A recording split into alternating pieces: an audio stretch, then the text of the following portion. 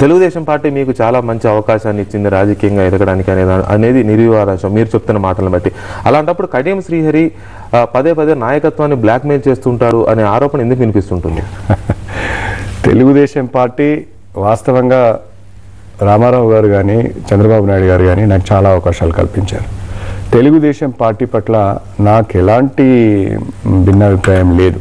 ఆ పార్టీ రాజకీయంగా నాకు అవకాశం ఇచ్చిన పార్టీ, ఈ స్థాయికి తీసుకొచ్చిన పార్టీని ఎన్నడూ కూడా నేను బ్లాక్మెయిల్ చేయడానికి ప్రయత్నం చేయలేదు. పార్టీకి కట్టుబడి పార్టీ అభివృద్ధి కొరకు కమిటెడ్గా పనిచేసిన కార్యకర్తలలో నేను ఒక్కడిని.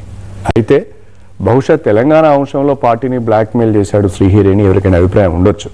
కానీ తెలంగాణ ప్రజల మనోభావాలను కూడా పరిగణలోకి తీసుకొని తెలంగాణ ప్రజల అభిప్రాయాలను గౌరవిస్తూ పార్టీ కూడా తన విధానాన్ని మార్చుకోవాలి. ప్రజాస్వామ్య వ్యవస్థలో రాజకీయ పార్టీలు ప్రజల అభిప్రాయాలను ప్రతిబింబించే విధంగా విధానాలు రూపొందించుకోవాలనేదే నా ప్రతిపాదన.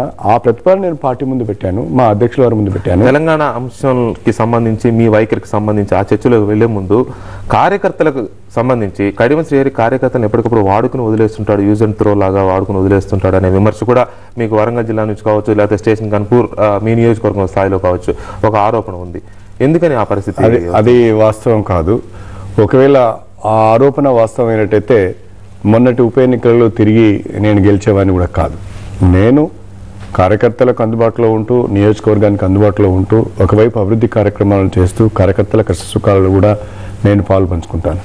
వరంగల్ జిల్లాలో చేసే ఏ కార్యక్రమంలో అయినా నేను లేకుండా కార్యక్రమం జరిగే అవకాశమే ఉండదు. శ్రీహరి గారు ఇక్కడ ఆ పార్టిసిపేషన్ ఎక్కువగా ఉంటుంది. శ్రీహరి గారు ఇక్కడ ఇంకొక చాలా ముఖ్యమైన విషయం మొదటి నుంచి కూడా తెలుగుదేశం పార్టీలో కానీ రాజకీయాల్లో కానీ వినిపిస్తూ ఉంటుంది. కడియం శ్రీహరి దళిత నేతగా కాకుండా దళిత దొర అంటూ ఉంటారు. ఎందుకు? ఇది చాలా విచారకరమైన విషయం. వాస్తవంగా నేటి భారతదేశ ప్రజాస్వామ్య వ్యవస్థలో దళితులందరూ దొరలుగా మారితే ఇంకంతకంటే ప్రజాస్వామ్యానికి గొప్ప నిర్వచనం ఉండదు.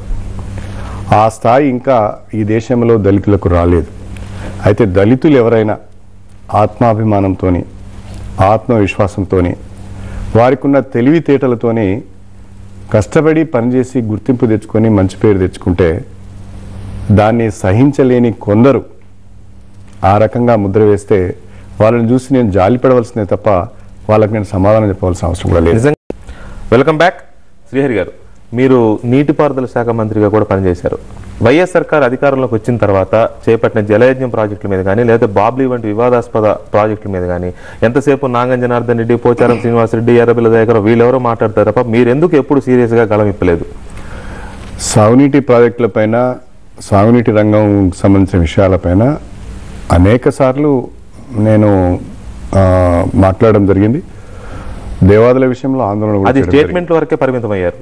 అయితే రాష్ట్ర ప్రభుత్వానికి సంబంధించినంత వరకు ఇప్పుడు నాగం జనార్దన్ రెడ్డి గారు కానీ, దయాకర్రావు గారు కానీ శాసనసభలో ప్రతినిధులుగా ఉన్నారు కాబట్టి అదొక వేదికగా ఉపయోగించుకొని దాన్ని వాళ్ళు ఎక్కువగా ఎక్స్పోజ్ చేసే ప్రయత్నం చేశారు. నేను శాసనసభలో లేకపోవడం వలన నేను అనుకున్నంతగా రాష్ట్ర ప్రభుత్వం యొక్క జలయజ్ఞాన్ని ప్రజల ముందుకు తీసుకువెళ్ళడంలో కొంత వెనుకబడ్డ మాట వాస్తవమే. ఇక్కడ పొన్నాల లక్ష్మితో ఉన్న ఒక రకమైన అవగాహన లేదా స్నేహం ఏదన్నానండి, దానివల్లనే మీరు కాస్త మెతక వైఖరి అవలంబిస్తుంటారు లక్ష్మి విషయంలో. లేదు, ఈరోజు వరంగల్ జిల్లాలో పొన్నాల లక్ష్మయ్య గారు ప్రభుత్వ భూమిని, పేదలకు చెందవలసిన భూములను, అసైన్డ్ భూములను, గవర్నమెంట్ భూములను ఆక్రమించుకొని అధికారాన్ని అడ్డం పెట్టుకొని రెగ్యులరైజ్ చేసుకుంటే దానికి వ్యతిరేకంగా పోరాటం చేసి ప్రజలను తీసుకువెళ్ళి ఆ భూములలో జెండాలు నాటింది నేను. దానిపైన ఈరోజు నా మీద కేసులు కూడా ఉన్నాయి. పొన్నాల లక్ష్మయ్య గారు కానీ, రాజశేఖర రెడ్డి గారిని కానీ జలయజ్ఞంలో నేను విమర్శించినంతగా వేరెవరు విమర్శించలేదేమో నేను అనుకుంటున్నాను. కాబట్టి ఎలాంటి పరిస్థితుల్లో కూడా జలయజ్ఞంలో జరుగుతున్న ధనయజ్ఞాన్ని ఎప్పటికప్పుడు ఎత్తి చూపే ప్రయత్నం చేశాను. జలయజ్ఞంలో అవకతవకలు, అదేవిధంగా అంచనాలు పెంచుతూ ప్రజల సొమ్ముని ఏ రకంగా కాంట్రాక్టర్లకు దోచిపెడుతున్న వైనాన్ని కూడా ఎప్పటికప్పుడు నేను ఎండగడుతూనే వచ్చాను. కాబట్టి పొన్నాల లక్ష్మయ్య గారికి నాకు వాస్తవంగా వరంగల్ జిల్లాలో పచ్చగడ్డి వేస్తే మంట మంటుంది ఇద్దరి మధ్యన. నాకు ఆయన కాంగ్రెస్ పార్టీ, నేను తెలుగుదేశం పార్టీ, ఇద్దరం కూడా ఎవరి పార్టీకి సంబంధించిన విధానాలను వాళ్ళని సమర్థించుకునే విధంగా మాట్లాడుతున్నాం. ఒకరిపై ఒకరు అవకాశం వచ్చినప్పుడల్లా విమర్శలు చేసుకుంటున్నాం, ఆందోళన చేస్తున్నాం తప్ప ఏ రకమైన ఒక్క పొన్నాల లక్ష్మయ్య గారితోనే కాదు, రాష్ట్రంలో ఎక్కడ కూడా ఏ కాంగ్రెస్ పార్టీ నాయకులతో నాకు ఎలాంటి సంబంధాలు లేవు. నేను స్పష్టంగా తెలుగుదేశం పార్టీ కార్యకర్తను, తెలుగుదేశం పార్టీ విధానాలకు కట్టుబడి ఉండే వ్యక్తిని. కాంగ్రెస్ పార్టీకి సంబంధించిన ఏ నాయకులతో కూడా ఏ రకమైన లావాదేవీలు నాకు లేవు. ఇక కీలకమైన తెలంగాణ విషయానికి వస్తే మీకు ప్రత్యేక తెలంగాణ రాష్ట్రం పట్ల మీకున్న చిత్తశుద్ధి ఎంతటిది? అనేక సందర్భాలలో 1969లో ఒక విద్యార్థిగా తెలంగాణ ఉద్యమంలో నేను పాల్గొన్నాను. ఆ తర్వాత 2001 టీఆర్ఎస్ ఏర్పడిన తర్వాత స్థానిక సంస్థల ఎన్నికల సందర్భంగా ఫలితాలు చూశాను. 2004లో కూడా ఫలితాలు చూశాను. 2004లో తర్వాత కూడా రాష్ట్రంలో మేధావులు కానీ, విద్యార్థులు కానీ, యువకులు కానీ, నిరుద్యోగులు కానివ్వండి, ఏ రకంగా తెలంగాణ రాష్ట్రం కావాలని కోరుకుంటున్నారు. ఒక రకంగా ఆత్మగౌరవానికి సంబంధించి, స్వపరిపాలనకు సంబంధించిన అంశం ఇది, ఆత్మాభిమానానికి సంబంధించిన అంశం ఇది. కాబట్టి రాజకీయ పార్టీలు తెలంగాణ ప్రజల మనోభావాలను గుర్తించకుండా, తెలంగాణ ప్రజల అభిష్టాన్ని, అభిప్రాయాలను తెలుసుకోకుండా రాజకీయ విధానాలు చేసుకోవడం కరెక్ట్ కాదు. ప్రత్యేక తెలంగాణ